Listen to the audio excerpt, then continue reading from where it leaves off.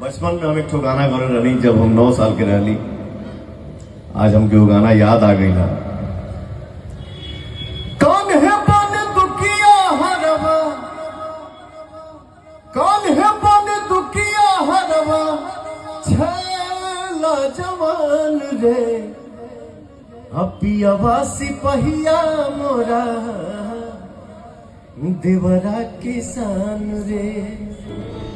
Power star Pawan Singh जब भी गाना गाते हैं तो एकदम दिल को छू जाता है। दोस्तों बता दो कि पावर स्टार पवन सिंह जब 9 साल के थे तब का गाना ये गुनगुनाए स्टेज पर। बता दो कि बनारस में एनसीसी कैंप में कुछ इवेंट था जिसमें पवन सिंह गए हुए थे और इन्होंने गाना गुनगुनाया तो जो पब्लिक थी एकदम गर्दा मच गई दोस्तों। और कैंप था और बनारस में छोटा सा इवेंट था और जिसमें पवन सिंह गए हुए थे और 9 साल पहले जो 9 साल के उम्र में इन्होंने गाना गाया था उन्होंने गुनगुनाया। आपको क्या लगता है पावर स्टार पवन सिंह जी कितनी मेहनत किए हैं?